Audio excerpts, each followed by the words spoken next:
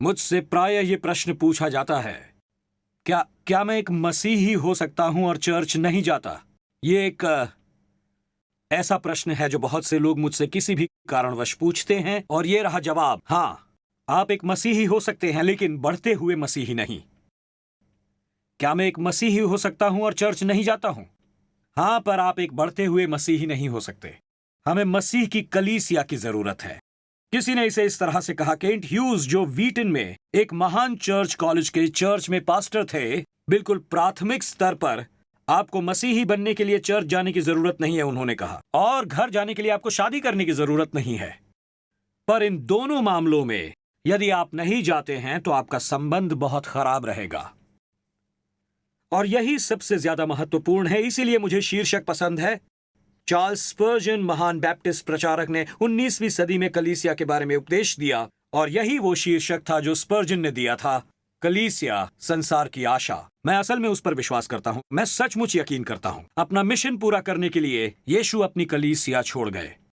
मैं एक बिल्कुल नए अध्ययन के बारे में पढ़ रहा था जो हाल ही में हार्वर्ड यूनिवर्सिटी से आया था, जिसमें चर्च में आपकी उपस्थिति, आपके स्वास्थ्य और आपकी शादी पर एक बड़ा अध्ययन किया गया था। और ये है जो हार्वर्ड ने लिखा। उन्होंने लिखा है कि जो विवाहित जोड़े एक साथ चर्च जाते हैं, उनके लंबे समय तक जीवित रहने की संभावना अधिक होती है और अवसादग्रस्त होने की कम। और यदि वे एक साथ चर्च जाते हैं तो तलाक होने की संभावना भी कम होती है। देखिए, मैं आपको पहले से ही तैयार कर रहा हूं क्यों आपको चर्च में आना चाहिए। उन्होंने कहा कि बेहतर स्वास्थ्य के परिणाम, लंबा जीवन, अवसाद और आत्महत्या करने की संभावनाओं जैसी घटनाओं में कमी, आपके वैवाहिक जीवन में स्थिरता होगी और तलाक की संभावना कम हो जाएगी।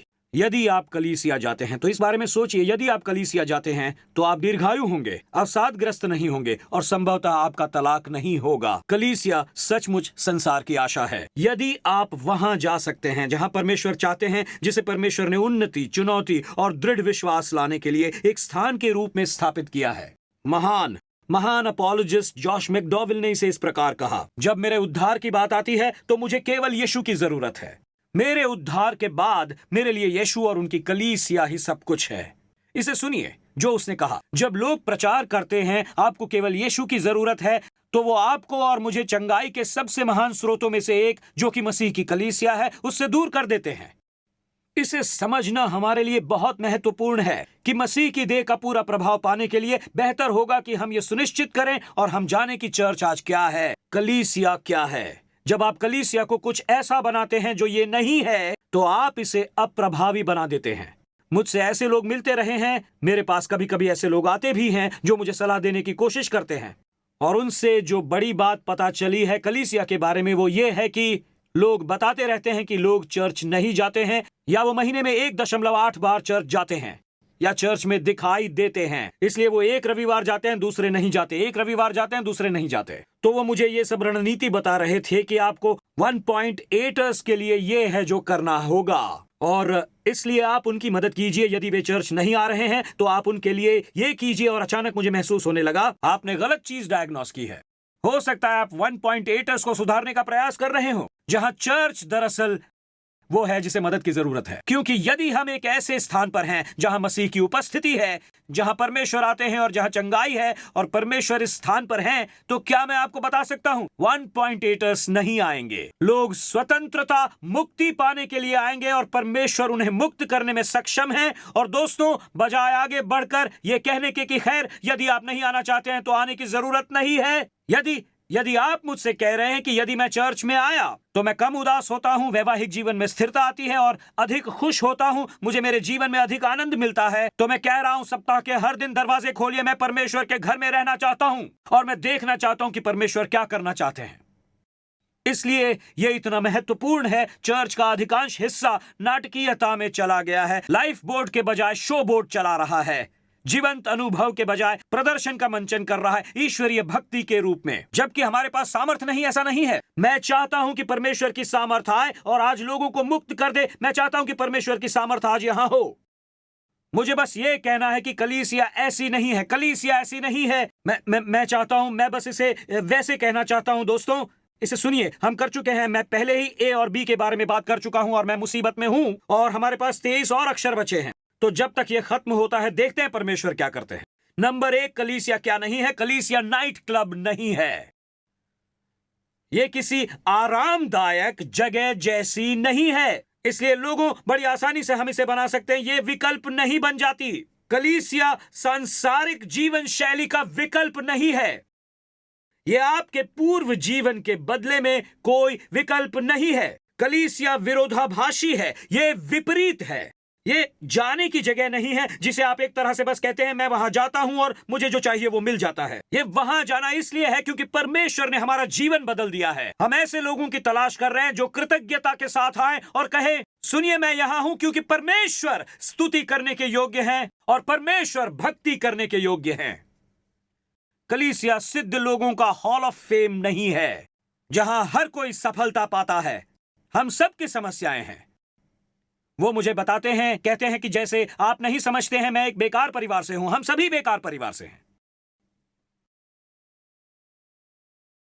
तो कलीसिया एक नाइट क्लब नहीं है, कलीसिया एक हॉल ऑफ फेम नहीं है, फिर कलीसिया एक म्यूजियम नहीं है कि हम इस बारे में बातें करें कि वहां क्या होता था। परमेश्वर जीवित है, उनका पुत्र जीवित है और वो कुछ करना चाहता है और आगे बढ़ रहे हैं हम। कलीसिया एक अस्पताल है जहां लोग चंगे होते हैं। कलीसिया सेना का बैरक है जो आपको युद्ध के लिए तैयार करता है। कलीसिया एक स्कूल बन जाती है हमें निर्देश देने के लिए। कलीसिया को एक अंधेरी दुनिया में लाइट हाउस बनना होगा जो प्रयास करती है। कलीसिया ने इतना आधुनिक बनने की कोशिश की है कि हम अप्रासंगिक हो गए। डेविड विल्करसन ने कलीसिया के बारे में भविष्यवाणी की। पवित्र आत्मा ने उनसे बात की और उन्होंने कहा ये कलीसिया अंधकार के समय में लाइट हाउस बन जाएगी और ये लोग इसकी तरफ देखेंगे। मैं बहुत आभारी हूं कि मैं एक ऐसी जगह का हिस्सा बनना चाहता हूं जो बस लोगों को खुशी महसूस कराने की कोशिश नहीं कर रही, पर मैं एकमात्र व्यक्ति की महिमा करना चाहता हूं। सुनिए दोस्तों, यदि आप वाह वाह करते हैं और परमेश्वर छी छी कहते हैं तो मैं बता दूं हम सब मुसीबत में हैं। पर यदि परमेश्वर वाह वाह करते हैं और आप छी छी कहते हैं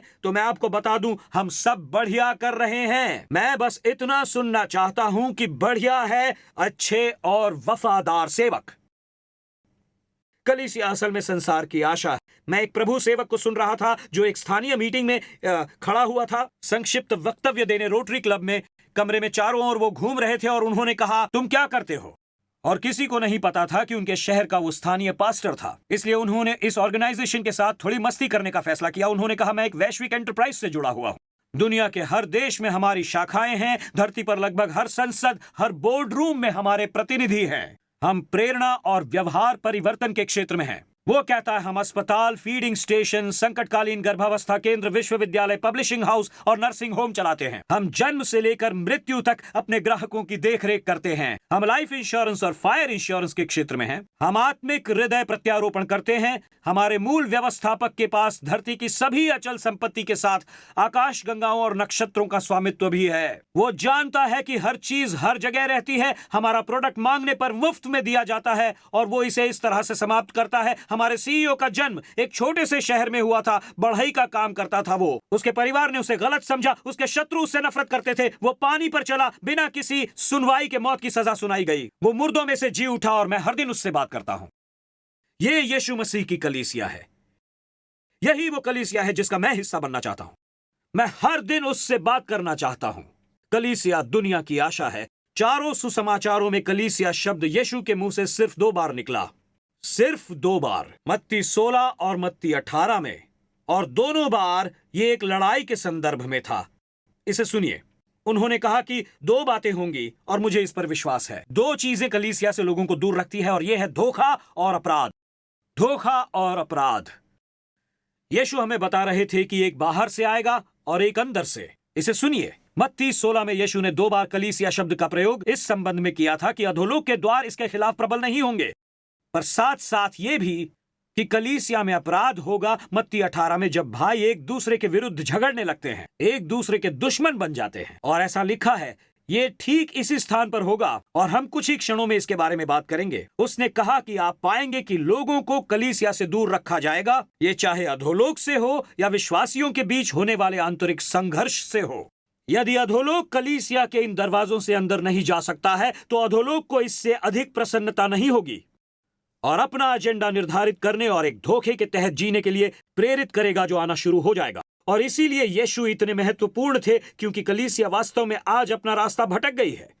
मैं एक ऐसे चर्च के बारे में पढ़ रहा था जो अपना रास्ता भटक गया था, पर मैंने सराहना की क्योंकि ये एक ऐसे चर्च की कहानी थी जो ईमानदार था। ये एक पास्टर था जो कई साल पहले एटलांटा में था और उसने देखा कि एटलांटा के बाहर चर्च नामक एक रेस्टोरेंट था। ये चर्च नहीं, रेस्टोरेंट था। उसका नाम था चर्च ऑफ गॉड ग्रिल। उसने कहा कि नाम ने ही उसकी जिज्ञासा बढ़ा दी और उसने नंबर डायल किया और उस व्यक्ति ने जो फोन का जवाब दिया, hello church of God grill, कहिए आपके लिए क्या कर सकता हूं।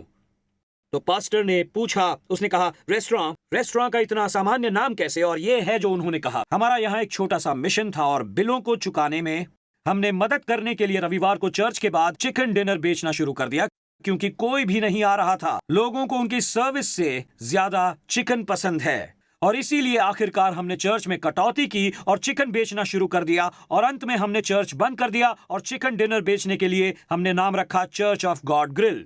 अब मैं आपको कुछ और बताऊंगा इस कहानी के बारे में। यदि आप एक लाइट हाउस या अस्पताल या सेना का बैरक नहीं बन सकते तो बेहतर होगा कि आप कम से कम एक अच्छा चिकन डिनर बेचें, क्योंकि यहां यह भाग है जो मैं कहना चाहता हूं। मुझे उसकी ईमानदारी, उस जगह की ईमानदारी पसंद आई, क्योंकि यदि आप वो नहीं कर रहे हैं जो परमेश्वर आपसे करवाना चाहते हैं तो मैं बस आपको यह बता दूं कि हमें ये चर्च नाम अपने शामियाने से हटा देना चाहिए और वो बनना चाहिए जो परमेश्वर ने हमें बनने के लिए बुलाया है। हमें वही बनना चाहिए, क्योंकि यही वो सवाल है कि कलीसिया क्या है, हमें क्या बनने के लिए परमेश्वर बुला रहे हैं। वैश्विक दृष्टिकोण के साथ हमें समझना होगा कि यह कितना महत्वपूर्ण है, क्योंकि जब सब किया और कहा जा चुका होगा, मैं नहीं चाहता हमारा ध्यान चिकन पर हो, मैं नहीं चाहता कि हमारा जोर किसी और चीज के बनने पर हो सिवाय उसके जो परमेश्वर के वचन में लिखा है, जो कि उस चर्च को बनना चाहिए। मैं आपसे अगले कुछ क्षण में बस देह, दुल्हन और सेना के बारे में बात करूंगा। देह, दुल्हन और सेना के बारे में मैं परमेश्वर के वचन को यह परिभाषित करने देना चाहता हूं, कलीसिया क्या है, परमेश्वर के वचन के सिवाय किसी और को नहीं। हम इसे इफिसियों की पुस्तक से लेंगे और उसमें कुछ शामिल करेंगे, क्योंकि इफिसियों की पुस्तक में चर्च को मसीह की कलीसिया कहा है। चर्च मसीह की कलीसिया है, इफिसियों 1 कुरिन्थियों 12, और कलीसिया उनकी दुल्हन है, इफिसियों 5 और प्रकाशित वाक्य 19। हम उनमें से कुछ शास्त्रांश पढ़ेंगे। प्रेरित पौलुस हमें बताता है कि इफिसियों 5 और प्रकाशित वाक्य 19 में और मत्ती अध्याय 16 मसीह की कलीसिया, मसीह की दुल्हन और मसीह की सेना।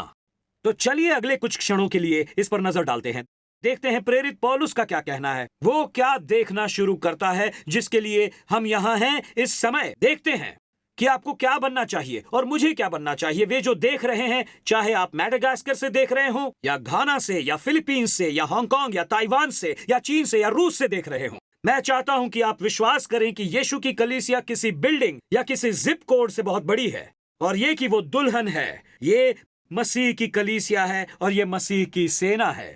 चर्च मसीह की कलीसिया है। इफिसियों 1 और 1 कुरिन्थियों 14 के अनुसार उसे सुनिए जो प्रेरित पौलुस कहता है।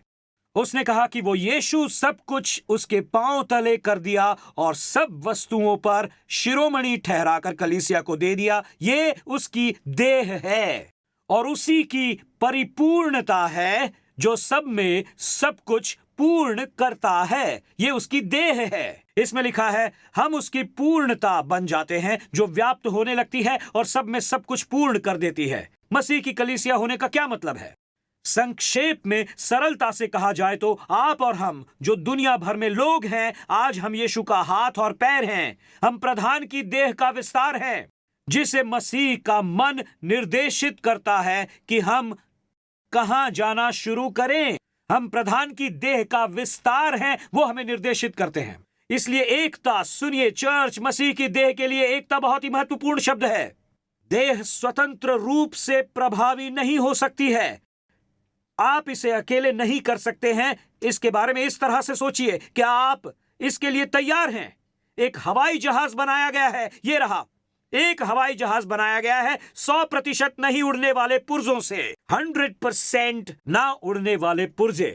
सोचिए जरा, आप में से कुछ लोग आज बाहर जाने वाले हैं। आपको समझना होगा वो जो कुर्सियां हैं जहाज में लगी, वो उड़ती नहीं हैं। ना ही वो जो कारपेट है वो उड़ता है। उसमें से कुछ भी ऐसा नहीं जो उड़ता हो। पर ये जो अद्भुत है वो ये है, आप जब इस सब को एक साथ जोड़ते हैं, अकेला इंजन भी उड़ नहीं सकता, पर जब इस सब को एक साथ जोड़ दिया जाए तो ये जमीन से 1,75,000 पाउंड वजन उठा सकता है और उड़ सकता है। पर यदि आप उसी कुर्सी को यहाँ नट बोल्ट के साथ नीचे रखें और यहाँ पंखा भी लगाए, फिर भी यहाँ से कुछ भी उड़कर नहीं जाएगा। लेकिन जब आप उन पुर्जों को एक साथ जोड़ देते हैं, उसे देखिए जो परमेश्वर कर सकते हैं। जब कलीसिया एक साथ आने लगती है तो यीशु मसीह की सामर्थ्य को देखिए, फिर अकल्पनीय काम होना शुरू हो जाता है।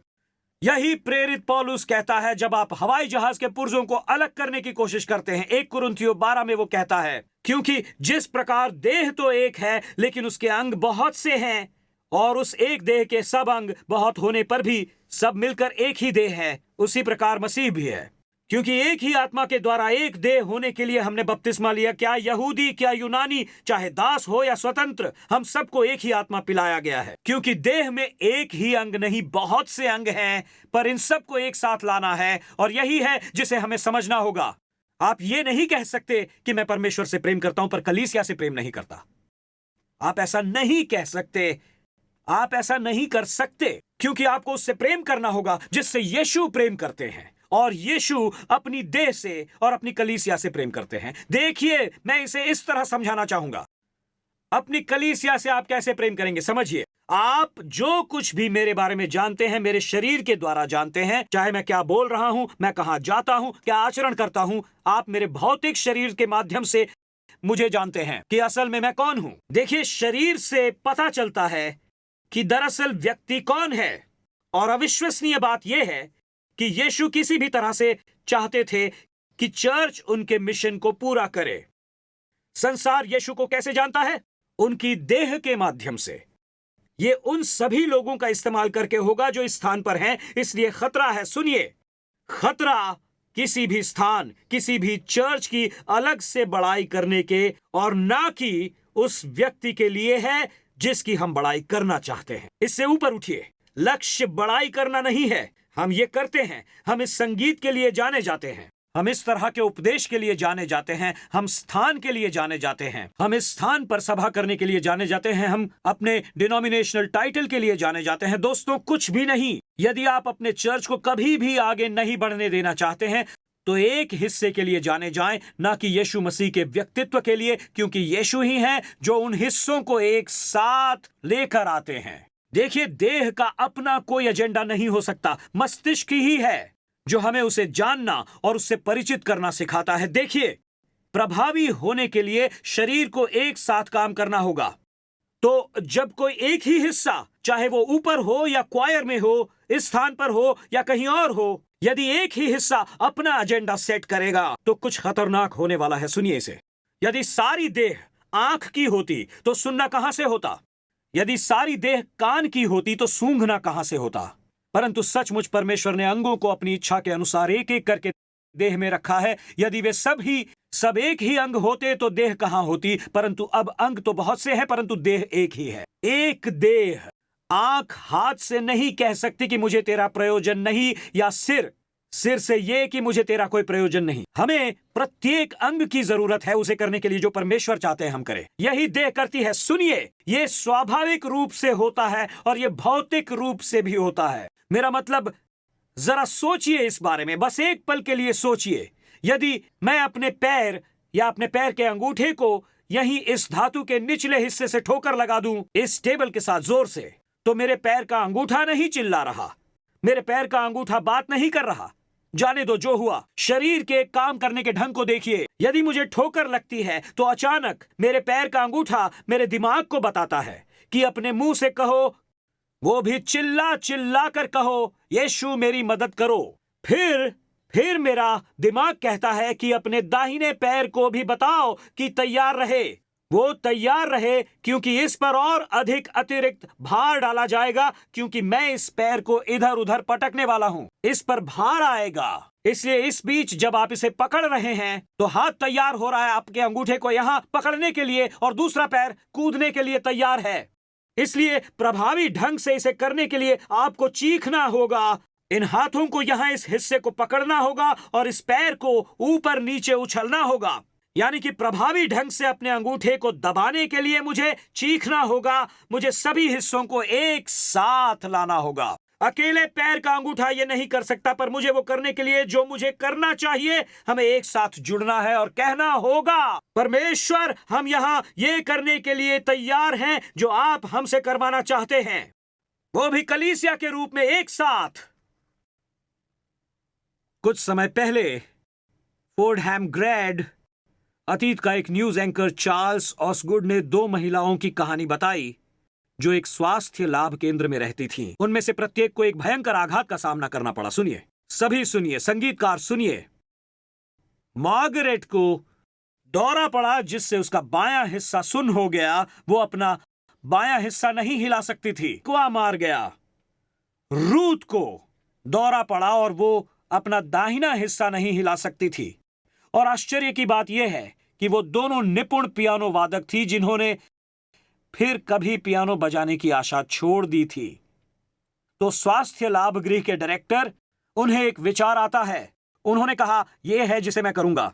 मैं मार्गरेट को राग की लाइन बजाने के लिए दाहिने हाथ का इस्तेमाल करवाऊंगा और मैं उन दोनों को अलग अलग बिठाऊंगा। मार्गरेट, तुम बाएं हिस्से का इस्तेमाल नहीं कर सकती, पर दाहिना हाथ तो चला सकती हो। अपने दाहिने हाथ से बजाओ मार्गरेट। पर रूथ, तुम्हें पता है क्या, आघात के कारण तुम्हारा दाहिना हिस्सा काम नहीं कर रहा, इसलिए तुम मार्गरेट के बगल में बैठो और अपने बाएं हाथ से इस क्लासिकल मास्टरपीस को बजाना शुरू करो, वो भी अपने बाएं हाथ से। और उन्होंने 2 अलग अलग लोगों से बेथोवन बजाना शुरू किया जो अलग अलग तौर पर तो अकेली वो नहीं कर सकती थी, लेकिन अगर इन्हें साथ लाया जाए तो वो ऐसा बजाने के लिए सक्षम थी जिसे करना हमारे लिए असंभव था। देखिए, आपसे मैं कहना चाहता हूं, टाइम स्क्वायर चर्च में मुझे आपकी मदद की जरूरत है। अरबों आत्माओं को जीतने के लिए आपको इस वचन के माध्यम से निर्देश पाने के लिए मेरी जरूरत है। देखिए, जो परमेश्वर कर रहे हैं उसके लिए मिलकर बजाने वालों की जरूरत है, ना कि अकेले बजाने वाले की। हमें एक साथ मिलकर इसे करना होगा क्योंकि हम मसीह की कलीसिया हैं। क्योंकि आप में से कुछ लोगों के ऐसे दिन आने वाले हैं जब बायां हाथ काम नहीं करेगा, पर हो सकता है आप किसी ऐसी व्यक्ति के साथ जाकर बैठे जिसका बायां हाथ काम कर रहा है। आपका हाथ काम नहीं कर रहा, पर उसका हाथ तो काम कर रहा है ना। और क्योंकि हम मसीह की कलीसिया हैं, जब एक गिरता है तो हम दूसरे को उठा सकते हैं, जब एक उदासीन होता है हम दूसरे को प्रोत्साहित कर सकते हैं। मैं आपको बता रहा हूं, मैं बहुत खुश हूं, जैसा कि पुराने गाने में लिखा है, परमेश्वर के परिवार का हिस्सा बनने के लिए। कलीसिया मसीह की दुल्हन भी है। इफिसियों 5 और प्रकाशित वाक्य 21 हमें बताता है। जरा ध्यान से सुनिए, अब मैं आपको बताता हूं।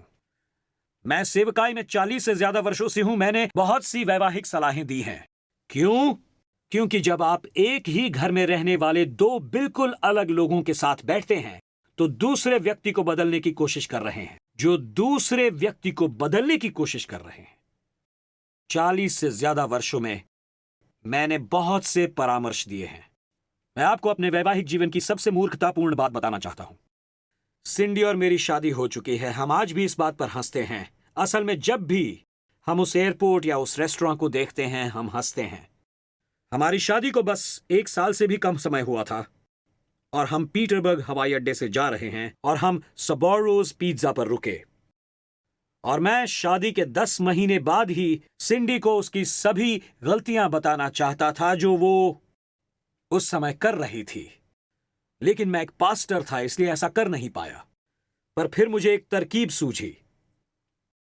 मैं विनम्रता के साथ शुरू करने वाला था और कहने वाला था कि सिंडी, इस बीच जब हम यहां हैं, मुझे बताओ कि मैं एक पति के रूप में कैसे बेहतर हो सकता हूं, मुझे क्या बदलाव करने की जरूरत है। और यदि मैं उससे ये पूछता तो जब उसकी बात पूरी हो जाती तो वो मुझसे पूछती कि बेहतर होने के लिए उसे क्या करना चाहिए।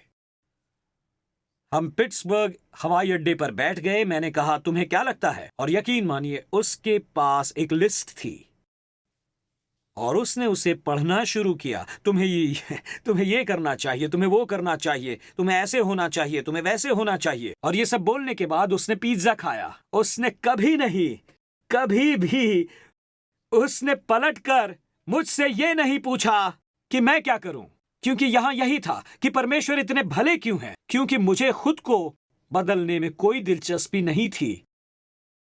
यही सच्चाई थी। इसीलिए यह मेरे लिए आश्चर्यजनक है कि परमेश्वर अपने और अपने चर्च के बीच के रिश्ते को विवाह कहने का फैसला करते हैं। ये है, सुनिए, जो इफिसियों 5 में उन्होंने कहा है, हे पतियों, अपनी अपनी पत्नी से प्रेम रखो, जैसा मसीह ने भी कलीसिया से प्रेम करके अपने आप को उसके लिए दे दिया कि उसको वचन के द्वारा जल के स्नान से शुद्ध करके पवित्र बनाए और उसे एक ऐसी तेजस्वी कलीसिया बनाकर अपने पास खड़ी करे जिसमें न कलंक हो, न झुर्री, न कोई ऐसी वस्तु हो, वरन वो पवित्र और निर्दोष। वो पहला भाग जिसमें लिखा है, हे पतियों, अपनी पत्नी से प्रेम रखो जैसे मसीह कलीसिया से रखते हैं। तो एक सेकंड के लिए स्क्रीन पर इसे देखिए। हर रात जब मैं और सिंडी सोने जाते हैं तो इन्हीं वचनों की प्रार्थना करते हैं। हम प्रार्थना करते हैं और हम में से कुछ है जो भूल जाते हैं, खास करके इस भाग को, क्योंकि मैं हमेशा कहता हूं, प्रभु, ये आखिरी बात है जो मैं कहता हूं कि प्रभु, मेरी पत्नी से प्रेम करने में मेरी मदद करना जैसे आप कलीसिया से करते हैं। आप सिंडी से पूछ सकते हैं, पूछिए, शायद वो ऑनलाइन इस वक्त देख रही हो और वो बस कहेगी और मैं हमेशा कहता हूं, और अपने आप को उसके लिए दे दिया। हमारा स्वार्थ स्वयं का त्याग करने के भाव को छोड़ देना चाहता है, क्योंकि यही वो भाग है, हमारे भीतर का यही तो वो भाग है। देखिए, मैं एक सेकंड के लिए यहां पुरुषों से बात करना चाहता हूं। महिलाएं, बेहतर होगा कि आप मजबूत बने, आमीन, क्योंकि पति के संदर्भ में विवाह बहुत हद तक सूली पर चढ़ने जैसा है, क्योंकि उस वचन में पुरुषों को क्रूस का उदाहरण देखना पड़ता है, ना कि सिंहासन का, क्योंकि आप में से कुछ लोग अधिकार के सिंहासन की तलाश में हैं और यीशु कहते हैं कि यह हर दिन स्वयं के प्रति भाव का त्याग करने से मिलता है। तो वो ये नहीं कह रहा, मैं तुम्हें वैसे प्रेम करना चाहता हूं जैसे मसीह ने कलीसिया के लिए स्वयं को दे दिया। परमेश्वर अपने लोगों के साथ दूल्हे और दुल्हन के रूप में रिश्ते का वर्णन करना चुनते हैं। दूल्हे और दुल्हन के रूप में यीशु दूल्हा हैं और कलीसिया उनकी दुल्हन है। पर यहां आता है कि फर्क सिर्फ इतना है कि जब वो जोड़ा काउंसलिंग के लिए जाता है तो वो दुल्हन ही है जिसे सारी समस्याएं हैं।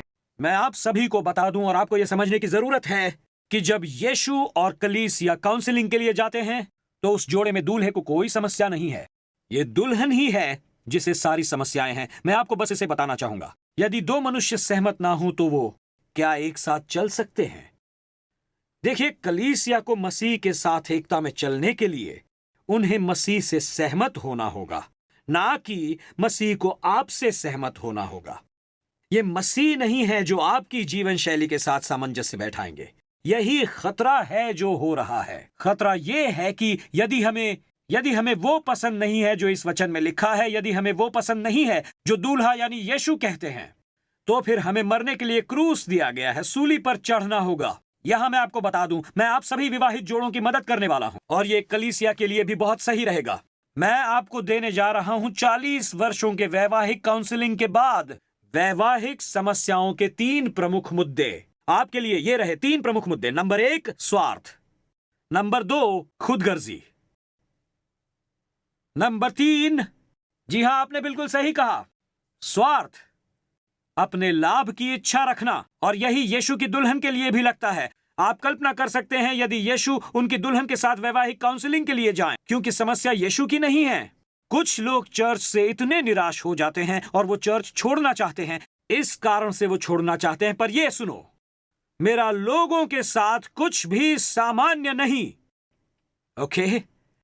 पर यहां मुद्दा है, पर परमेश्वर करते हैं और कलीसिया परमेश्वर की है, ना कि आपकी। यह आपकी नहीं है, ये आपकी कलीसिया नहीं है, उनकी कलीसिया है। ऐसे लोगों का पहले से चयन नहीं करते हैं जिनमें मिलजुल कर रहने की क्षमता हो और सभी एक ही चीज का आनंद लेते हों। आपको क्यों लगता है कि उन्हें सबसे पहले उद्धार मिला? ये चर्च की भलाई के लिए है। यदि आप उस व्यक्ति के अतीत के बारे में जानते हैं जिसके पास आप अभी बैठे हैं, तो आप एक आंख खुली और एक बंद करके भक्ति करेंगे। एक आंख खुली और एक बंद।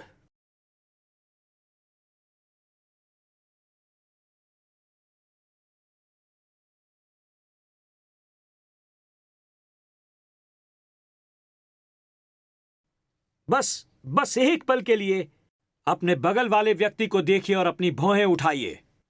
आपको बस इतना ही करना है। परमेश्वर आपका धन्यवाद कि वे यहां हैं। उनके लिए यह सर्वोत्तम स्थान है। और आपको नहीं पता है वो क्या करते थे। यदि आप चर्च का चयन उन लोगों के आधार पर करते हैं जिनके साथ आपकी समानता है, तो फिर आपको चर्च नहीं चाहिए, आपको एक क्लब चाहिए।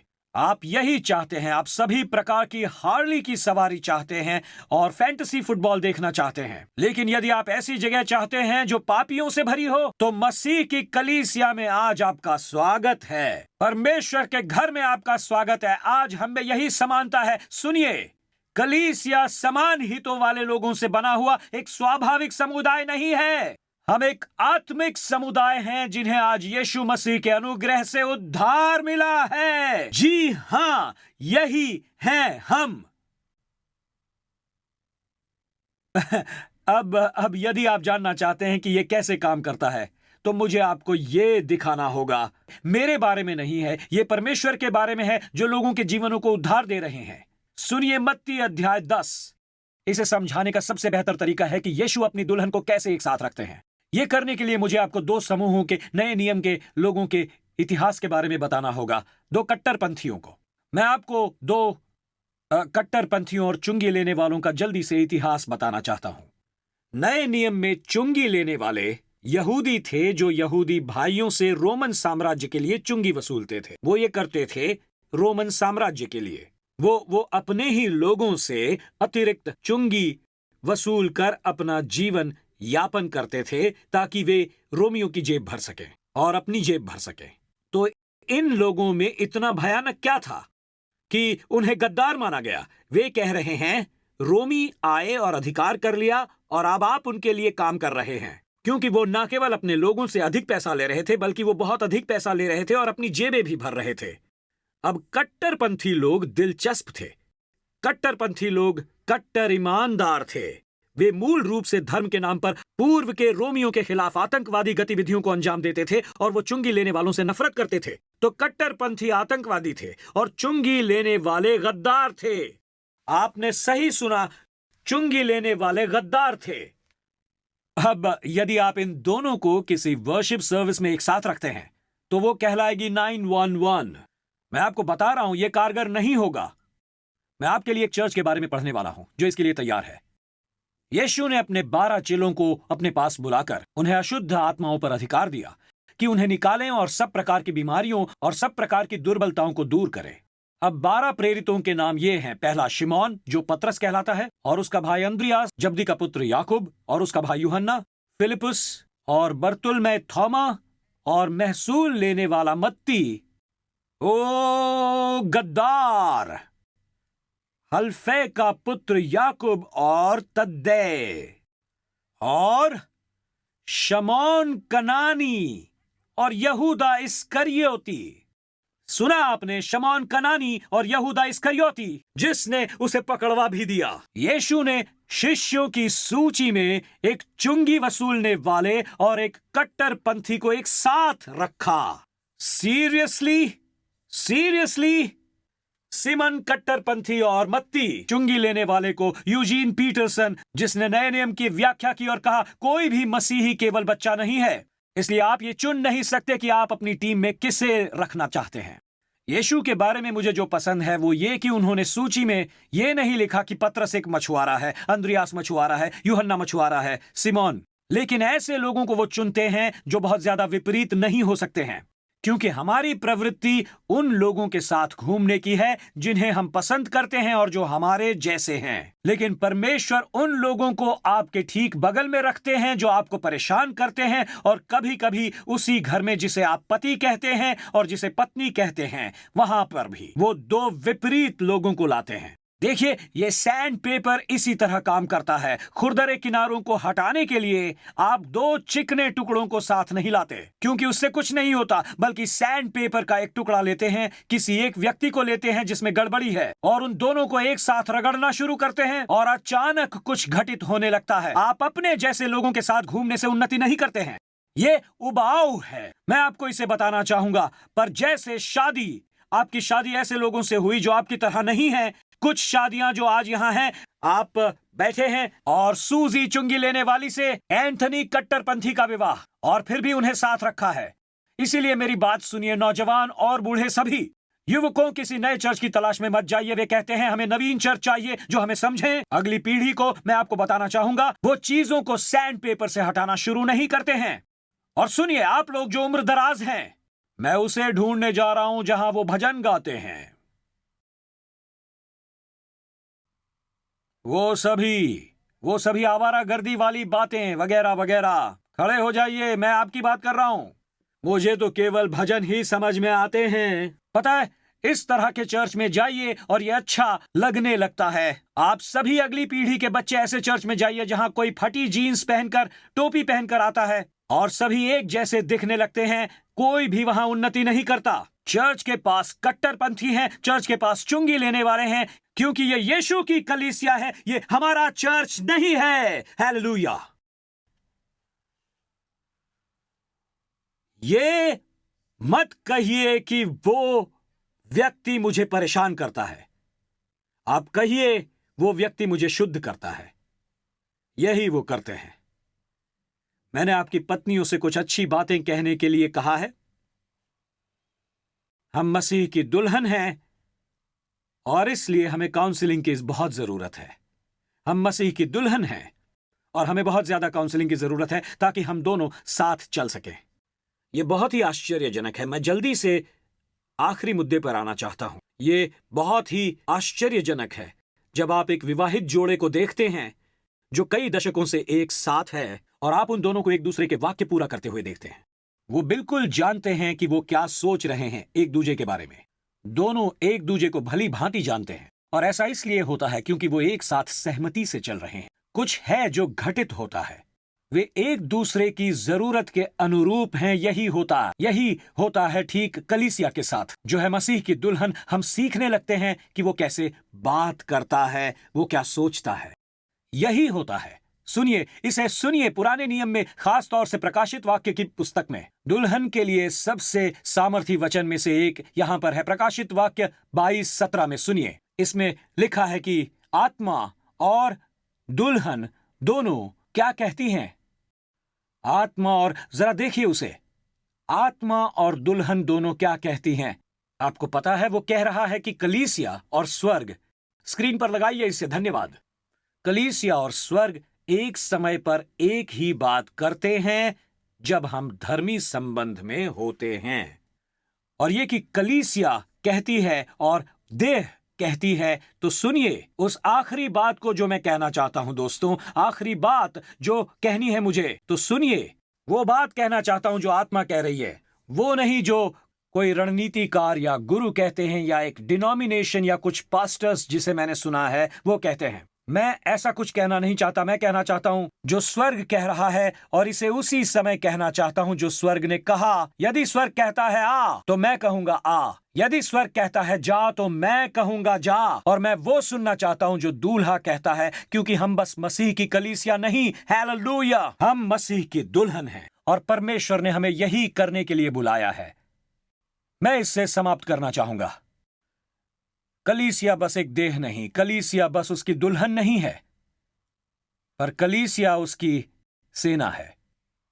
इफिसियों 6, हम उसकी देह हैं, उसकी परिपूर्णता है, और हम मसीह की दुल्हन हैं। इफिसियों अध्याय 5, हम यहां मसीह के समान प्रेम करने के लिए आए हैं। प्रेम वैसे करना चाहिए जैसे एक पति अपनी पत्नी से करता है।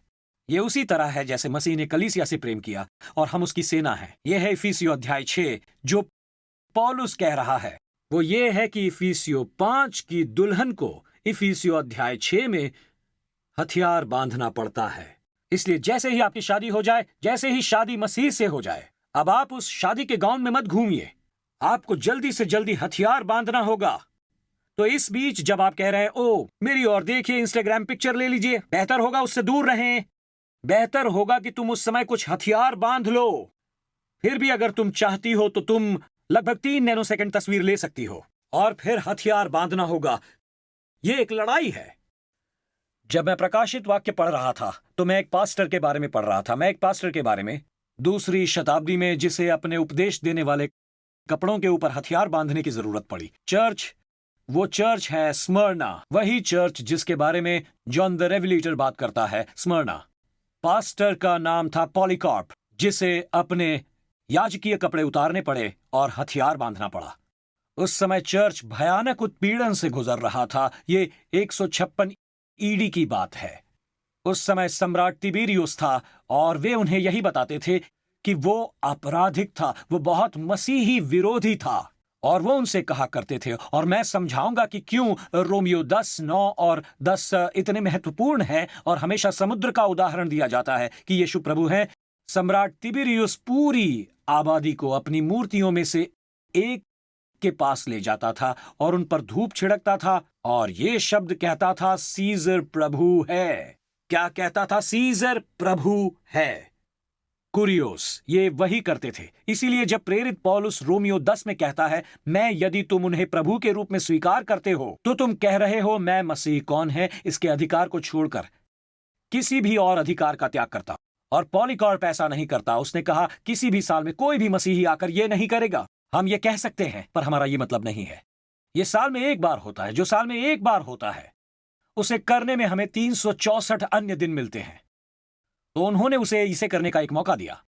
पॉलीकार्प इसे नहीं करेगा तो उन्होंने उसे एक मौका दिया। उसे मौत की सजा सुनाई गई, लेकिन पॉलीकार्प के पास मौजूद शक्तिशाली चर्च के कारण उसे दोबारा बोलने का मौका मिला। और पॉलीकार्प ने जो कहा उसे ध्यान से सुनिए। 86 साल तक मैंने उनकी सेवा की है और उन्होंने मेरे साथ कुछ गलत नहीं किया। मैं अपने उस राजा की निंदा कैसे कर सकता हूं? वो पॉलीकार्प को ले गए, उसे अखाड़े के बीच में ले आए, उसे लकड़ी पर जलाने वाले थे वहां सबके सामने, क्योंकि वो चुटकी भर भी नहीं लेगा। और आप आगे बढ़ने वाले हैं और आप ऐसे व्यक्ति का पीछा करने वाले हैं जिसने पहले से ही अपना हथियार बांध लिया है। वो वहां किसी पास्टर की तरह नहीं दिख रहा है। उसने हथियार बांध लिया है। इफिसियों 6 का हथियार बांध लिया है और वो वहां खड़ा है। और उसने कहा जब वे आग जलाने के लिए तैयार हो रहे थे, एक चर्च का कर्मचारी वहां पर खड़ा हुआ और पॉलीकार्प से कहा, जैसे ही उसने कहा घेर लो, उसने चर्च के आतंकवादी और चर्च के विजेता से कहा पॉलीकार्प को घेर लो। फिर पॉलीकार्प खड़ा हुआ और उसने अपना सिर उठाया और कहा, चर्च के आतंकवादी शायद कर सकते हैं लेकिन चर्च के विजेता कभी नहीं, कभी नहीं। परमेश्वर की ये सेना विजेता है हमेशा के लिए, हमेशा के लिए। तुम उस सेना का हिस्सा हो। चर्च को लड़ने के लिए प्रशिक्षित किया जाता है, हथियारबंद होकर लड़ने के लिए। पॉलीकार्प की तरह, जिसे लोग हमेशा संस्कृति के साथ कदम से कदम न मिलाकर चलने वाला समझेंगे। यहां एक चुनौती है, चर्च से मिस मत कीजिए, यह महत्वपूर्ण है। इसे मैं पढ़कर सुनाता हूं। यहां लिखा है, चर्च लड़ने के लिए प्रशिक्षित किया गया है। यह रहा। यदि आप नहीं लड़ते हैं, क्वायर मेरी बात सुनिए, यदि आप शत्रु से नहीं लड़ते हैं तो आप आपस में ही लड़ने लगते हैं। यही वो मत्ती 16 और मत्ती 18 का भाग है जिसका मतलब यीशु ने बताया था। समझे आप? चर्च को लड़ने के लिए प्रशिक्षित किया गया है और अगर हम शत्रु से नहीं लड़ रहे हैं तो एक दूसरे से लड़ रहे हैं।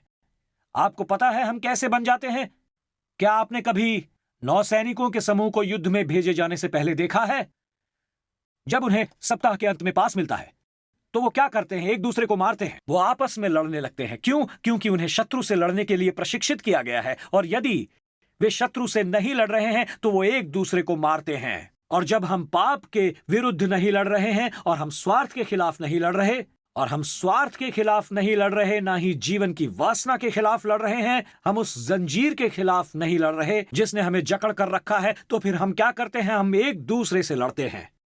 हम मुड़ते हैं क्योंकि हम लड़ने के लिए प्रशिक्षित किए गए हैं। हम बस शादी की पोशाक वाली दुल्हन नहीं है, बल्कि वो दुल्हन जो हथियार बांधे हुए है। यीशु ने कलीसिया के बारे में यह कहा और वो पतरस से कहते हैं, वो कहते हैं कि पतरस तू और मैं इस पत्थर पर, मेरे साथ इसे कहिए, मैं अपनी कलीसिया बनाऊंगा, इसके बाकी के भाग को भी कहिए और अधोलोक के फाटक उस पर प्रबल न होंगे। आपको पता है ये शास्त्रांश मुझे हमेशा उलझा देता है क्योंकि शायद मैं इसे ठीक से पढ़ता नहीं। अधोलोक के फाटक प्रबल न होंगे। क्योंकि ये लगभग वैसा है कि आप सोचते हैं कि बस एक क्षण के लिए यहां सोचिए, ये एक अजीब शास्त्रांश है क्योंकि फाटक प्रबल हैं। मुझे लगता है कि कभी कभी हमें गलतफहमी हो जाती है। इसका मतलब ये नहीं कि चर्च अधोलोक के हमलों के खिलाफ अजेय है, बल्कि चर्च तब अजेय है ये रहा जब चर्च पर हमला होता है। कब? जब चर्च पर हमला होता है। ओके, मैं समझाता हूं। यीशु जो कर रहे थे, यीशु जो हमें बता रहे थे वो ये था कि ये हमलावर हैं। चर्च एक हमलावर शक्ति है। ये वो फाटक नहीं है जो हमारे विरुद्ध आ रहा है। धारणा ये नहीं है कि अधोलोक चर्च पर हमला करेगा, हालांकि ये करता है, पर ये कि चर्च अधोलोक पर हमला करेगा। और जब चर्च ऐसा करता है तब अधोलोक के द्वार हमलावर चर्च के सामने झुक जाएंगे। क्या आप समझे? वो जो कह रहा था वो ये था कि जब फाटक खुल जाते हैं तो अधोलोक कहता है तुम यहां अंदर नहीं आ सकते। वो सुरक्षा कर रहे हैं। अधोलोक के फाटक परमेश्वर की सेना को अधोलोक की गढ़वाली छावनी में घुसपैठ करने से नहीं रोक सकते। उसकी गढ़वाली छावनी तक में एक ऐसे चर्च के बारे में बात कर रहा था जो अधोलोक से निपट रहा है, जिसने लोगों को बंद कर दिया और उन्हें दासता में रखा है। ये एक ऐसे शहर की तस्वीर है जिसने लोगों को बंदी बना लिया है, और इसके मजबूत फाटक उन लोगों को बाहर रखने के लिए हैं जो इसके खिलाफ आना चाहते हैं और बंदियों को बाहर लाना चाहते हैं और लोगों को आजाद करना चाहते हैं। और वो जो उनसे कह रहा था वो ये था, जो एक चर्च की है जो अधोलोक के राज में जा रहा है, किसी भी फाटक को अनुमति नहीं दे रहा है कि उन्हें अंदर आने से रोके। और यहां अगर कोई दासता है तो वो जंजीरों में है और उसे यीशु मसीह की सामर्थ से आजाद किया जा सकता है। महान कमेंटेटर विलियम बार्कले ने इसे इस तरह से कहा था, ऐसा कोई समय नहीं रहा जब मसीही होना इतना कठिन रहा हो, और ऐसा कोई समय नहीं रहा जब यह इतना आवश्यक रहा हो। ऐसा कोई समय नहीं रहा जब ईसाई होना इतना कठिन रहा हो, और कभी भी ऐसा समय नहीं आया जब मसीही बनना इतना आवश्यक रहा हो। मेरी बात मानिए, ऐसा समय कभी नहीं रहा। विश्वासी होना कठिन है, और यही आज हम सब के लिए चुनौती है। आपको पता है, इसीलिए शत्रु आना चाहता है। मेरी मां, मेरे डैड मुझे बताते थे जब वे मेडिसन स्क्वायर गार्डन के सड़क पर ठीक उस पार ग्लैडटिडिंग्स टैबरनेकल जा रहे थे, तो वो मुझे उस समय के बारे में बताते हैं जब विश्वासी लोग और विश्वास से चंगाई देने वाले आते थे, चमत्कार करते थे। मेरे माता पिता मुझे उस समय के बारे में बताते हैं 1950 के दशक में। वो स्मिथ विगल्सवर्थ को सुनते थे, और यही वो समय था जब इस महान चंगाई के प्रचारक विगल्सवर्थ ने कहा था, महान विश्वास बड़ी लड़ाइयों का परिणाम है। महान गवाहियां महान परीक्षाओं के परिणाम होते हैं। यानी कि चर्च के पास बताने के लिए एक महान कहानी है, क्योंकि हम कुछ महान लड़ाइयों में रहे हैं और यीशु के द्वारा, यीशु मसीह के माध्यम से जीत भी हासिल की है। अब कैसे इस लड़ाई को कैसे लड़ते हैं, यही हम समाप्त करेंगे, बस कुछ समाप्ति संगीत के साथ। परमेश्वर की सेना का संगीत। यह है इफिसियों 6। आप इस लड़ाई को कैसे जीतते हैं? देखिए, इफिसियों 6 को आत्मिक युद्ध का अध्याय माना जाता है। इसमें कुछ दिलचस्प अंतर है जिसे लोग मिस कर देते हैं। ये भाग जिससे मैं समाप्त करना चाहूंगा। देखिए, जब इफिसियों इसके बारे में बात करती है कि हम मांस और लहू के खिलाफ नहीं, बल्कि प्रधानताओं और अंधकार की शक्तियों के खिलाफ लड़ते हैं, तो ये एक अंतर है जो कि एक जायज अंतर है। पर यीशु की मसीह की कलीसिया के संबंध में एक अंतर है जिसे मैं नहीं चाहता कि आप मिस करें। ये एक अंतर है जिससे हम चूक जाते हैं, और यह अंतर एक पहलवान और एक सिपाही के बीच है। इफिसियों अध्याय 6 को सुनिए। निदान मेरे भाइयों, प्रभु में और उसकी शक्ति के प्रभाव में बलवंत हो। परमेश्वर के सारे हथियार बांध लो कि तुम शैतान की युक्तियों के सामने खड़े रह सको। और अब वहीं वचन 12 देखिए, क्योंकि हमारा ये मल्ल युद्ध लहू और मांस से नहीं, परंतु प्रधानों से है और अधिकारियों से और इस संसार के अंधकार के हाकिमों से है और उस दुष्टता की आत्मिक सेनाओं से है जो आकाश में हैं। मेरा युद्ध उससे नहीं जो मेरे बगल में है, परंतु प्रधानों से और अधिकारियों से और इस संसार के अंधकार के हाकिमों और उस दुष्टता की आत्मिक सेनाओं से है जो आकाश में है। अब ये सही है। उस पहले भाग की ओर देखिए, हम मल्ल युद्ध नहीं लड़ते हैं, इसलिए परमेश्वर के सारे हथियार बांध लो कि तुम बुरे दिन का सामना कर सको, सब कुछ पूरा करके स्थिर रह सको। पौलुस कहता है वचन 12 में, हमारा मल्ल युद्ध नहीं है और फिर वचन 13 पर वापस आता है और लिखता है, इसलिए परमेश्वर के सारे हथियार बांध लो। क्या आप समझ रहे हैं? वो कह रहा था, पहलवानों और सिपाहियों की तुलना कर रहा था। पहली सदी में पहलवान किसे कहते थे? वहां वो मौत की लड़ाई होती थी, एक से दूसरे विरुद्ध लड़ाई। यही प्रेरित पौलुस कहता है, तुम अकेले नहीं हो, तुम पहलवान नहीं हो, तुम एक सैनिक हो। वो कहता है, पहलवान सोचते हैं कि दुनिया के खिलाफ मैं हूं, मुझे लड़ना है, और वो कहता है तुम पूरे मुद्दे से ही चूक गए हो। वो कहता है तुम एक सैनिक हो, इसलिए तुम मिलकर एक साथ लड़ते हो। ये वो चित्र है जिसमें उस फिल्म ग्लैडिएटर में जब रसल क्रॉ कलोसियम में है और वो कहता है ये इन फाटकों से क्या निकल कर आएगा पता नहीं, वो हमारी मौत हो सकती है। और वो कहता है यदि हम अकेले लड़ेंगे तो मर जाएंगे, लेकिन अगर हम साथ मिलकर लड़ेंगे तो जीतेंगे। ये है जुड़ना। और रोमी सेना जो करती थी वो एकजुट होना और फिर आगे बढ़ना, वो एकजुट हो जाते थे और फिर आगे बढ़ते थे। इसके बारे में सोचिए, मैं ऐसा नहीं करने वाला। रिकार्डो, बस यहां आओ, मैं चाहता हूं तुम शैतान बनो। मैं चाहता हूं कि तुम शैतान बनो। तो बस एक पल के लिए, यदि ये मेरा परिवार है, यदि ये मेरी जीत है, तो रिकार्डो तुम कितने लंबे हो? 6 फुट 5 इंच? ओके। मुझे अगली सर्विस का प्रचार करने भी जाना है। पर चलो मान लेते हैं। ओके, तुम्हें मुझे हटाना है तो चलो आ जाओ, मुझे धक्का दो। ये क्या कर रहे हो? बच्चे को खिला रहे हो क्या? ओके आ जाओ, वापस आओ। इतना भी नहीं, रुक जाओ। क्या कर रहे हो तुम? मैं पहलवान नहीं हूं, मैं सिपाही हूं। मैं इसे हरा नहीं सकता। इसकी ओर देखिए, मैं इसे हरा नहीं सकता, पर मैं अकेला नहीं हूं। मेरे पास, यदि मैं मल्ल युद्ध करता हूं तो मैं हार जाऊंगा। मेरे पास सिपाही हैं। जॉन, आ जाओ। डरॉन, तुम भी आओ। और देखो इन लोगों को, ये म्यूजिशियंस हैं, ये पहलवान नहीं हैं, ये मजबूत भी नहीं हैं। यहां इस तरफ आओ, इस तरफ। मैं एक पहलवान नहीं हूं, हम सिपाही हैं। अब मुझे हटाने की कोशिश करो। यही तो फर्क है। हम सब सैनिक हैं परमेश्वर की सेना के। मेरे साथ खड़े रहो। चलो, हम परमेश्वर की सेना हैं। हालेलुया। मैं आज यहां आपको बताने के लिए हूं कि मैं चर्च नहीं जाता हूं। मैं मसीही की दुल्हन हूं। मैं बस किसी चर्च में नहीं जाता हूं। मैं मसीह की कलीसिया हूं। मैं मसीह की दुल्हन हूं और आज मैं परमेश्वर की सेना का हिस्सा हूं।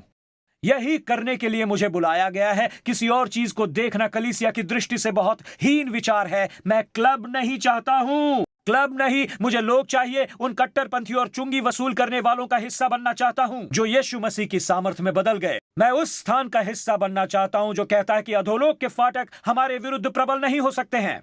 मैं एक ऐसी जगह का हिस्सा बनना चाहता हूं जो कहती है, अधोलोक, तुम मुझे चर्च के बारे में धोखा देने की कोशिश कर रहे हो, और मैं चर्च के अंदर की एक बाढ़ मेरी दुनिया को हिलाने की कोशिश कर रही है। मैं विजयी चर्च का हिस्सा बनना चाहता हूं जो ऊपर जा रहा है, वो करने में सक्षम हो रहा है।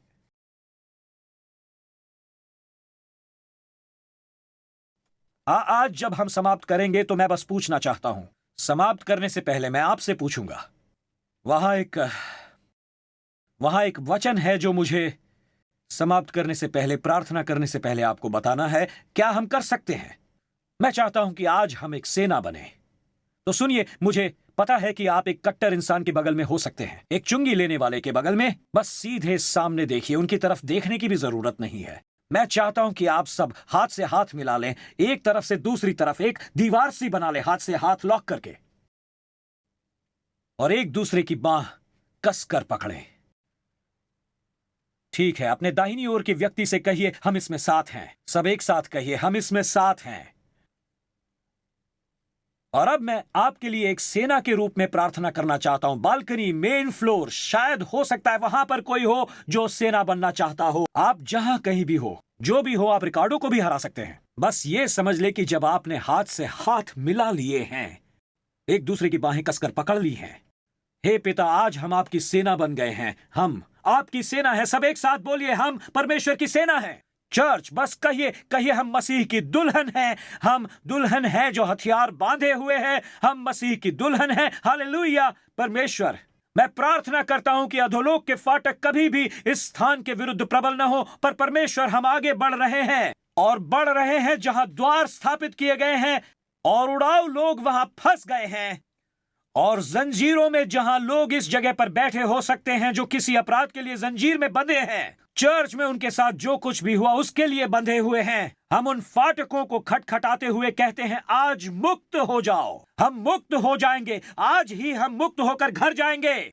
हम मसीह की कलीसिया है, हम मसीह की देह हैं, हम मसीह की दुल्हन हैं, हम परमेश्वर की सेना है। हम वो सेना है, और इसीलिए परमेश्वर आज हमें सफलता मिले जब हम हाथ से हाथ मिलाएंगे। मैं प्रार्थना करता हूं कि आप सभी को सफलता प्राप्त हो। कोई जो मुसीबत में है, कोई जो बंदी है, कोई जो दास्ता में है, समय की दास्ता, इसी समय उन्हें आजादी मिले, इसी पल उन्हें आजादी मिले। ओके, जैसे ही आप खोलते हैं बाहों को, खोलते समय मैं ये कहना चाहूंगा, मैं बहुत भावुक महसूस हो रहा हूं और ये कह रहा हूं, अधोलोक ने आपको धोखा दिया है। अधोलोक ने आपको धोखा दिया है और दुल्हन, देह और सेना को छीन लिया है, और यह आपको अखाड़े में उतारने की कोशिश कर रहा है। उस विमान की कुर्सी बन जाएंगे आप जो उड़ नहीं सकता। पर परमेश्वर कहते हैं, मैं तुम्हें देह में डाल रहा हूं, कलीसिया में डाल रहा हूं, तुम्हें बराबरी में रख रहा हूं। और वो सभी अंग को एक साथ ले आते हैं, सभी को एक साथ कर देते हैं, वो जोड़ देते हैं सभी को एक साथ। जुड़ने के बाद वो उड़ता है विमान। और मैं आपको समझा दूं, आप रिकार्डो तुम, या विकी तुम अकेली उड़ नहीं सकती। ना ही तुम डेरॉन, तुम भी नहीं, जॉन तुम भी नहीं, भले ही तुम जो भी हो, पर अपने आप अकेले ये नहीं कर सकते। हम में से कोई नहीं कर सकता, मैं नहीं कर सकता। मैं इतना आभारी हूं, आप मुझे सुन भी नहीं पाते अगर यहां ये लोग नहीं होते वहां मिक्सर पर और लाइटिंग पर और माइक पर अपना काम करते हुए, तो ये सब नहीं होता। जैसे ही हम रैंक तोड़ते हैं और कहते हैं, मुझे किसी की जरूरत नहीं है, मैं कर लूंगा, मुझे किसी की जरूरत नहीं, ध्यान रहे, क्योंकि आपको सेना को सहायता के लिए बुलाना होगा, कुछ फाटकों को लगातार गिराना होगा। हम तुम्हें बचा लेंगे। परमेश्वर की सेना यही करती है, फाटकों को तोड़ती है। और मैं आप सभी से कहना चाहता हूं, आज आप बिल्कुल सही स्थान पर हैं। आज आप बिल्कुल सही स्थान पर हैं। पहले ही काफी समय बीत चुका है, मैं इसे समाप्त करना चाहूंगा। आप दुल्हन का हिस्सा नहीं हैं, आप देह का हिस्सा नहीं हैं। आप बस सोचिए कि मैं कलीसिया में हूं। यह है जो बाइबल में लिखा है। प्रकाशित वाक्य को सुनिए, कसकर पकड़े, और फिर हम समाप्त करेंगे। मैं ये कई बार कह चुका हूं ना। क्या आपको पता है, वो कहते हैं 3 बार वो गिन रहा है, पर प्रभु मैं उस अपराध को क्षमा करता हूं, उसे माफ कर दो प्लीज। प्रकाशित वाक्य 19 को सुनिए। यूहन्ना ने कहा, फिर मैंने बड़ी भीड़ का सा शब्द सुना, जो है सेना, और बहुत जल सा शब्द, गर्जनों का सा बड़ा शब्द सुना, इसलिए कि प्रभु सर्वशक्तिमान राज्य करता है। आओ हम आनंदित और मगन हों और उसकी स्तुति करें। ये रहा, क्योंकि मेमने का भोज आ पहुंचा है, और उसकी पत्नी जो दुल्हन है, जो देह है, जो सेना है, कलीसिया जो सेना है, दुल्हन ने अपने आप को तैयार कर लिया है, और उसको शुद्ध और चमकदार महीन मलमल पहनने का अधिकार दिया गया है, क्योंकि उस महीन मलमल का अर्थ पवित्र लोगों के धर्म के काम है, और वे धन्य हैं जो मेमने के ब्याह के भोज में बुलाए गए हैं। फिर उसने मुझसे कहा, ये वचन परमेश्वर के सत्य वचन है। मैं आपको कुछ बताना चाहूंगा। आप वहां नहीं पहुंच सकते हैं जब तक आप रिश्ते में नहीं हैं। मसीह की दुल्हन का अर्थ होता है, आज मेरा यीशु के साथ एक रिश्ता है। दुल्हन का अर्थ है, मैंने अंदर कदम रख दिया है। आपका विवाह गलती से नहीं हो जाता। आपको एक गलियारे से चलकर जाने का निर्णय लेना होता है, उंगली में अंगूठी पहनाने के लिए, और सब कुछ व्यवस्थित ढंग से करने के लिए एक याजक को बुलाना पड़ता है। हम बस चर्च जाते हैं और कहते हैं मेरा विवाह हो गया, ऐसे नहीं होता। यही टिम ने कहा, बाहें कसकर पकड़ो। हे बेब, ऐसे नहीं होता। एक प्रक्रिया है, यहां एक प्रक्रिया है। आप दुल्हन नहीं बन जाती हैं इसलिए कि आप आई हैं। केवल आने से आप दुल्हन नहीं बन जाती। अब सुनिए, आप बस चलकर आने से दुल्हन नहीं बनती। आपको आज तय करना होगा कि मैं चाहती हूं कि वो मेरा दूल्हा बने। मैं चाहती हूं कि मसीह मेरे जीवन में आए और मुझे अंदर से बाहर तक बदल दे। केवल यहां उपस्थित होने से आप मेमने के विवाह के भोज में नहीं पहुंच सकते हैं। इसके लिए आपको निर्णय लेना होता है कि मैं आज यीशु मसीह के साथ हमेशा के लिए रिश्ते में रहना चाहता हूं। इसी तरह से यह होता है। सबके सिर ऊपर हो जाएं। सबकी निगाहें जो एनेक्स में चारों ओर देख रही हैं, आप चाहे जहां से भी देख रहे हो, 205 से 201 से, जो भी आपका सीट नंबर हो, दुनिया भर के देशों में से, न्यूयॉर्क सिटी से, आज आप यहां हैं और बस कहिए, पास्टर टिम, मैं कलीसिया में हूं, मैं डिनोमिनेशन का हिस्सा रहा हूं, लेकिन उनकी दुल्हन नहीं बना हूं। मैं परमेश्वर के साथ रिश्ता बनाना चाहता हूं। मैं चाहता हूं कि परमेश्वर आए और मुझे अंदर से बाहर तक बदल दें। मैं चाहता हूं कि वो मेरा दूल्हा बने, मैं उनकी दुल्हन बनना चाहता हूं। मैं चाहता हूं कि वो मुझे एक व्यक्ति के रूप में जाने। भले ही मैं मस्जिद में जाता हूं या आराधनालय में, मैं जानना चाहता हूं कि मैं एक रिश्ते में हूं, क्योंकि वो अपनी दुल्हन को उस विवाह भोज में आमंत्रित करते हैं। तो चलिए मेरे साथ कहिए, पास्टर टिम, मैं उसका हिस्सा बनना चाहता हूं। आज मैं परमेश्वर के साथ रिश्ता चाहता हूं। मैं चाहता हूं कि जैसा कि यीशु ने कहा, मैं नए सिरे से जन्म लेना चाहता हूं, क्योंकि स्वर्ग, कोई भी स्वर्ग का राज्य नहीं देख सकता। यहीं ये घटित होता है। ये रेस्टोरेंट है। आप यहां नहीं पहुंच सकते हैं जब तक कि आप क्या नहीं करते। फिर से कहिए, पास्टर टिम, मैं नए सिरे से जन्म लेना चाहता हूं। जब आप ये प्रार्थना करते हैं, आज मैं परमेश्वर के साथ बिना हिचकिचाहट के यात्रा करना शुरू करना चाहता हूं। अपने हाथ ऊपर उठाइए, जितनी ऊपर हो सके। वहां ऊपर, बालकनी में, नीचे, सामने, गलियारे में, जो भी वहां खड़े हैं, अपने हाथ उठाइए। वहां आप भी उठाइए। वहां पीछे मेरी नजरें जहां तक पहुंच रही है, सभी अपने हाथ उठाएं और हमारे साथ जुड़ जाएं। चलो एक साथ सब हाथ उठाओ और प्रार्थना करो। मेरे साथ कहो, प्रिय प्रभु यीशु, मुझे विश्वास है, मेरा मानना है कि आप परमेश्वर के पुत्र हैं। मेरा मानना है कि क्रूस पर आपने मेरे पाप, मेरी लज्जा और मेरी दोष भावना को ले लिया और आप इसके लिए मरे। आपने मेरे लिए अधोलोक का सामना किया ताकि मुझे न जाना पड़े। आप मुर्दों में से जी उठे, मुझे स्वर्ग में स्थान देने के लिए, धरती पर एक मकसद देने के लिए और पिता के साथ रिश्ता बनाने के लिए। और आज मैं अपने पाप से मन फिराकर पुनः जन्म लेता हूं। परमेश्वर मेरे पिता हैं, यीशु मेरे उद्धार करता है, पवित्र आत्मा मेरा सहायक है, बाइबल मेरी मार्गदर्शक है और स्वर्ग मेरा घर है। यीशु के नाम पर हालेलुया।